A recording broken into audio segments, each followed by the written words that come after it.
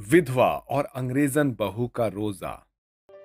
अर्शी अपने दो बेटों और एक बहू के साथ रहती थी। अर्शी की बहू समीरा बहुत ही नमाजी परहेजगार औरत थी। वो पांचों टाइम की नमाजें अदा करती थी और अल्लाह ने जितना कुछ भी उसे दिया था उसमें ही शुक्रगुजार रहती थी। अरे समीरा, आज तो तेरा पति अहमद सऊदी अरब से लौट कर आ रहा है। जानती हूँ अम्मी जान, तभी तो मैंने इतनी सारी तैयारियां करके रखी है। तभी समीरा का देवर अरमान बाहर से भागता हुआ आता है। अम्मी, भाई आए कि नहीं? अरे अभी कहाँ आया है, राह देखते देखते मेरी आंखें भी सूख गई है। मैं बेकार में ही इतनी तेज आया। समीरा सभी की बातें सुनकर थोड़ा मुस्कुराई और तभी अहमद ने दरवाजे पर दस्तक दी। अस्सलाम वालेकुम व रहमतुल्लाहि बरकातो।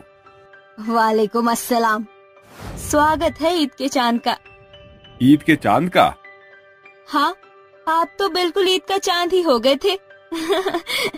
अच्छा, अब आप जल्दी से फ्रेश होकर आ जाइए, मैं खाना लगा देती हूँ। बड़े दिनों के बाद पूरा परिवार साथ खाना खाएगा। पूरा परिवार बहुत ज्यादा खुश था। सभी ने मिलकर एक साथ खाना खाया, लेकिन अहमद कुछ परेशान था। क्या हुआ, आप खा क्यों नहीं रहे हैं? खाना अच्छा नहीं लगा क्या? नहीं, ऐसा तो कुछ नहीं है, खाना तो लाजवाब बना है। अहमद खाना खाकर सीधे कमरे में चला गया और अपने बैग से हाथ में कुछ कागज पकड़कर खुद से ही बातें करने लगा। घर में सब कितने खुश हैं, क्या मुझे उन्हें इन सब के बारे में बताना चाहिए? नहीं, ये सही वक्त नहीं है। तभी कमरे में समीरा आ जाती है। आप अकेले में किस बारे में बात कर रहे हो? नहीं, कुछ भी तो नहीं बेगम। आप मुझसे कुछ तो छिपा रहे हैं, मुझे बताइए ना कि आखिर बात क्या है। मैं तुमसे भला कुछ क्यों छुपाऊंगा, और वैसे भी अपने काम से रिलेटेड कुछ जरूरी कागजात देख रहा था, और कुछ भी नहीं। पक्का? सच? पक्का सच। तब तो ठीक है।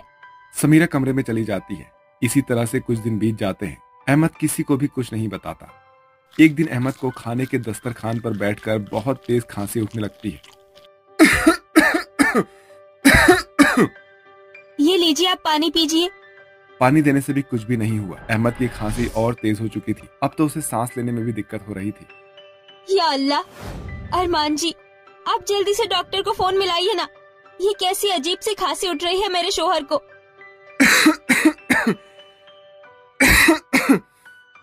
समीरा, रहने दो। कोई फायदा नहीं है। ये तू कैसी बातें कर रहा है? मैंने फोन कर दिया है, बस डॉक्टर अभी 5 मिनट में आते ही होंगे। बस 5 मिनट रुक जाइए अहमद जी। अहमद जी, अहमद जी, आपको क्या हुआ? कुछ बोलिए ना अहमद जी, कुछ बोलिए ना अहमद जी। समीरा बार बार अहमद को हिलाती, लेकिन अहमद अब इस दुनिया से विदा ले चुका था। भाई, अहमद भाई, भाई। मेरे बच्चे, कुछ तो बोल बेटा। अचानक हंसते खेलते परिवार पर दुखों का पहाड़ टूट गया। सबकी हंसी एक मातम में बदल चुकी थी। डॉक्टर को दिखाने पर पता चला कि अहमद पिछले 3 सालों से टीबी का मरीज था और उसे ये बीमारी ले गई। कई दिनों तक घर में गम का माहौल रहा। रमजान आने में भी बस एक ही दिन बचा था। सभी घर में गम के बाद थोड़े से संभले थे कि तभी अरमान अपनी विदेशी बीवी लेकर आ गया। ला हौल विला कुव्वत इल्ला बिल्लाह। कौन है ये अधनंगी लड़की? Oh just shut up old lady. ये क्या बके जा रही है? अम्मी, ये आपकी दूसरी बहू है, लिसा। मैंने मस्जिद में इससे निकाह कर लिया है। या अल्लाह, अब ये ही दिन देखना बाकी था। अरे अभी तो मेरे बड़े बेटे की मिट्टी भी नहीं सूखी थी और तू अपने लिए बहू भी ले आया, नालायक। क्या अभी आपने जो भी कहा वो सच था अरमान जी? यस, वो सब कुछ एकदम सच था। Any problem? रुक, मैं तेरी सारी हेकड़ी अभी निकालती हूँ। अर्शी अपनी चप्पल उतारने को थी कि समीरा उसे रोक लेती है। अम्मी जान, अगर अरमान जी की पसंद यही लड़की है तो यही सही। हमें हर इंसान को ईमान से शामिल करने की कोशिश करनी चाहिए। और कितना अच्छा होगा अगर हम एक फाजिल को मुसलमान बना सके तो। अर्शी को समीरा की बात समझ आ जाती है और वो लिसा को अपनी बहू के रूप में अपना लेती है। अगला दिन रमजान का दिन था। समीरा और अर्शी ने रमजान रखा हुआ था। ये कैसा ससुराल है, नई बहू को सुबह उठाकर कोई ब्रेकफास्ट भी नहीं देता। माफ करना लिसा, वो घर में सभी रमजान से थे तो मेरे जहन से निकल गया। मैं अभी तुम्हारे लिए नाश्ता बना देती हूँ। कोई जरूरत नहीं है समीरा, अगर इसे खाना है तो ये खुद बना लेगी। तू रोजे की हालत में परेशान मत हो। और हाँ, मेरी बात सुन विलायतन, अगर इस घर में रहना चाहती है तो तुझे भी रमजान रखने पड़ेंगे और वो सारे काम भी करने पड़ेंगे जो एक मुसलमान करता है, समझी? Oh just shut up. मैं ना ही इन सब में कोई विश्वास रखती हूँ और ना ही मैं ऐसा कुछ करने वाली हूँ, समझी आप? लीसा, ये क्या बदतमीजी है? तुम अम्मी जान से इस तरह से बात कर रही हो और अब तुम अरमान जी की पत्नी हो तो इस नाते तुम भी एक मुसलमान हो। आप दोनों अपनी बकवास बंद कीजिए, मेरे कान दुख गए हैं। यही सब सुनते सुनते सुबह सुबह पूरा मूड खराब कर दिया। लिसा वहाँ से चली जाती है। तेवर तो देख जरा इस विलायती के। कोई बात नहीं अम्मी, अल्लाह अपना कोई तो करिश्मा दिखाएगा ही, लीसा जरूर समझ जाएगी। लिसा अपने कमरे में जाकर कुछ सोचती है।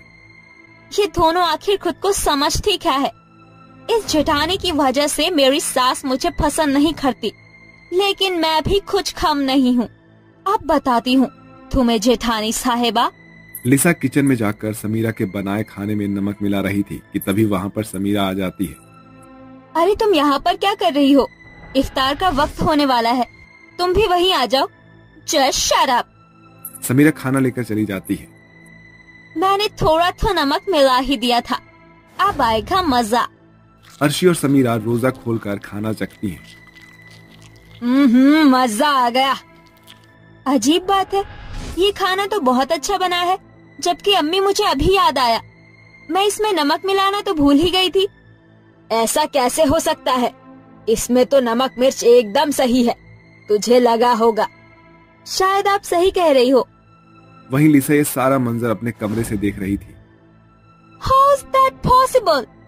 मेरी तो चाल ही उल्टी पड़ गई, लेकिन मैं अभी ऐसे हार नहीं मानूंगी। लिसा रोज कुछ न कुछ चाल चलती, लेकिन उसकी हर चाल नाकाम हो जाती। अब रमजान खत्म होने को आए थे। अरे बेशरम विलायतन, कभी तो अल्लाह के आगे सर झुका दिया कर। रोजे भी बस खत्म होने वाले हैं, कम से कम एक रोजा तो रख ही ले। मुझे इस सब में कोई विश्वास नहीं है, तो फिर मैं ऐसा क्यों करूं?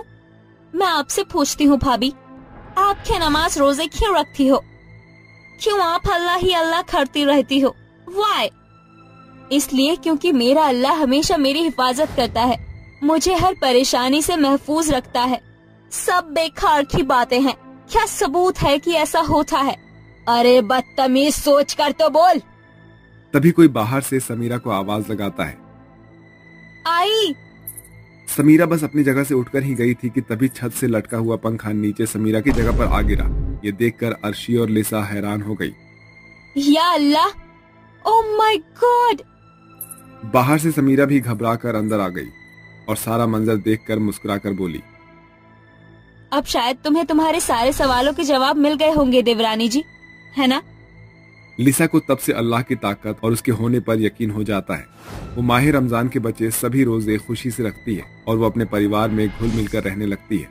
अम्मी जान, सुबह होने से पहले हमारे लिए आप क्या क्या बनाओगे? अरे बेटी, अब तुझे क्या बताऊं, जो कल रात हमने खाया था वही सुबह सहरी में खा लेंगे।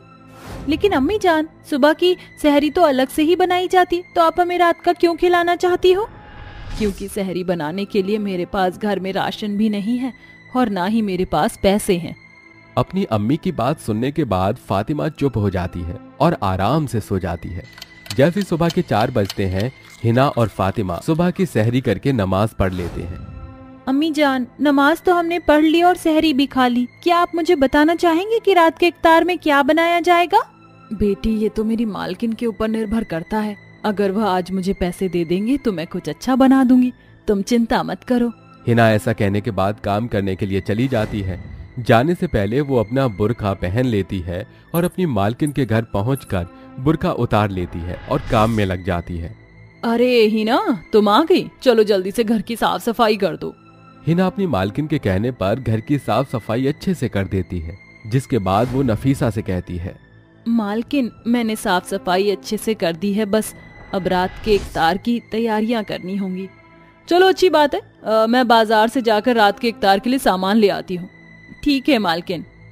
इधर नफीसा बाजार से सामान लेने के लिए निकल जाती है तो हिना बाकी के बचे हुए कामों को करने लगती है। वहीं दूसरी तरफ हिना की बेटी फातिमा अपनी बहन नाजिमा के साथ और अपनी सहेली नूरजहां के साथ खेल रही होती है। नूरजहां नफीसा की बेटी थी जो बहुत ही अमीर थी। अरे तुम दोनों ने ऐसे कपड़े क्यों पहने हैं? तुम्हें पता है ना रमजान का महीना चल रहा है, इस समय तो तुम्हें नए नए कपड़े पहनकर घूमना चाहिए था। नूरजहां, तुम्हें पता है ना शायद हम लोग बहुत ज्यादा गरीब हैं और हमारी अम्मी जितना कमाती हैं उतने में सिर्फ घर का खर्चा ही चल पाता है। नूरजहां, तुम्हारे अब्बू तो तुम्हें सहरी और इफ्तार पर पैसे भी देते होंगे। हाँ, तुमने सही कहा, सभी लोग मुझे बहुत सारे पैसे देते हैं, अम्मी जान, अब्बू जान और मेरी खाला भी। हाँ हाँ, चलो अब फातिमा हमें घर चलना चाहिए। दोनों बहनें अपना मुंह लटकाकर वापस घर लौट आती हैं। देखते ही देखते शाम हो जाती है और हिना नफीसा के लाए हुए सभी सामानों से अच्छे से इफ्तार बना लेती हैं। सारा का सारा काम हो ही गया। जैसे ही ये सभी लोग इफ्तार कर लेंगे उसके बाद मैं भी घर चली जाऊंगी। हिना सारा खाना खाने की टेबल पर लगा देती है, जिसके बाद नफीसा अपनी बेटी नूरजहां और अपने पति अकरम के साथ इफ्तार करती है। देखते ही देखते आधे से ज्यादा खाना तो वो बर्बाद ही कर देते हैं और सारा खाना नफीसा फेंकने के लिए कह देती है। हिना, हम सब ने अपना इफ्तार कर लिया है, अब एक काम करो, ये सारा फेंक दो क्योंकि सुबह की सहरी तो दोबारा से ही बनेगी। इतना सारा बचा हुआ खाना नफीसा फेंकने के लिए कह देती है, जिसके चलते बेचारी हिना को बहुत दुख होता है। अल्लाह, ये कैसा रहम है तेरा, एक के घर पर खाने का एक दाना तक नहीं तो दूसरे के घर पर खाना बर्बाद किया जा रहा है। अल्लाह अगर देता है तो सबको बराबर दे, वरना किसी को भी ना दे। हिना का दिल बहुत दुखता है, जिसके बाद वो चुपचाप अपनी मालकिन के पास जाती है और उससे कहती है, मालकिन, मेरी दोनों बेटियां मेरे घर पर मेरा इंतजार कर रही होंगी। अभी तो मुझे भी अपनी दोनों बेटियों के साथ इफ्तार करना है और मेरे पास पैसे भी नहीं है। क्या आप मुझे कुछ पैसे दे देंगे एडवांस में?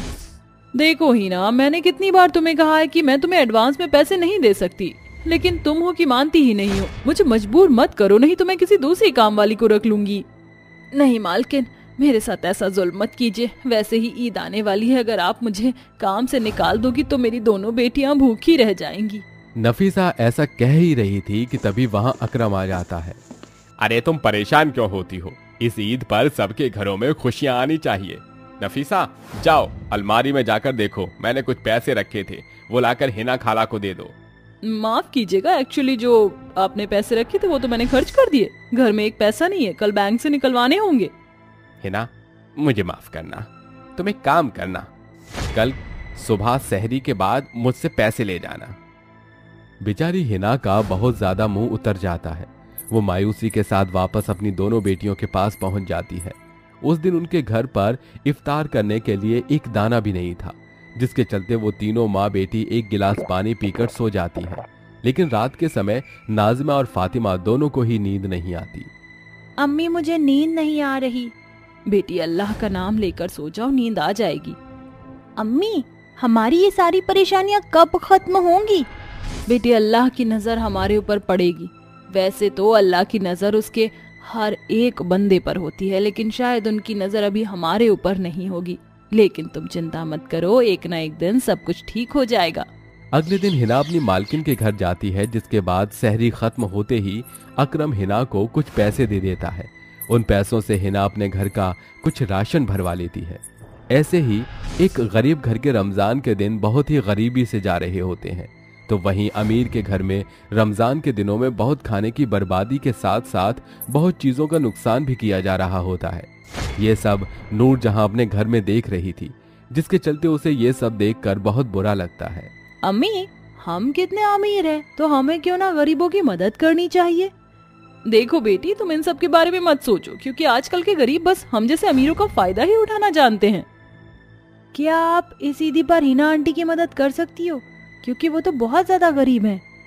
कहा ना नूरजहां, तुम्हें इन सब चीजों के लिए परेशान होने की कोई जरूरत नहीं है। नूरजहां अपनी अम्मी के इस बर्ताव से बहुत परेशान थी।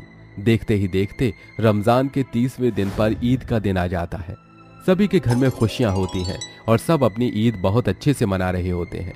वहीं बेचारी हिना के घर में कुछ नहीं होता और ना ही वो अपने ईद का त्योहार अच्छे से मना पा रही थी। अम्मी, आपने तो कहा था कि ईद के दिन हम लोग बहुत एंजॉय करेंगे और आप हमारे लिए अच्छा अच्छा खाना भी बनाओगी, लेकिन आपने तो कुछ भी नहीं किया। हाँ अम्मी, आज ईद है, क्या हमारे लिए कुछ भी नहीं बनाओगी? लगता है इस बार हमें अपनी ईद इस प्रकार ही बनानी होगी। देखो तुम्हारी माँ गरीब है, लेकिन क्या करें। तुम चिंता मत करो मेरी बेटी, अल्लाह हमारी जरूर सुनेगा। उनका घर सोना होता है कि तभी नूरजहां अपने दोनों सहेलियों के घर अपने माता पिता के साथ आती है। हिना खाला, कई सालों से आपने हमारी हर एक चीज में मदद की और कभी कोई शिकायत नहीं की। इस ईद पर हम आपके घर में खुशियां लेकर आए हैं और ये ईद हम आपके साथ ही मनाना चाहते हैं। नूरजहां अपनी अम्मी और अब्बू के मन में अमीरी को दूर करके गरीबों के लिए ममता लेकर आती है, जिसके बाद नूरजहां अपनी दोनों सहेली और अपनी अम्मी और अब्बू के साथ मिलकर उनके घर पर ही ईद का फेस्टिवल मनाती है, जिसके बाद हिना और उसकी दोनों बेटियों की यह ईद बहुत अच्छे से जाती है, जिससे वो तीनों बहुत ज्यादा खुश होते हैं।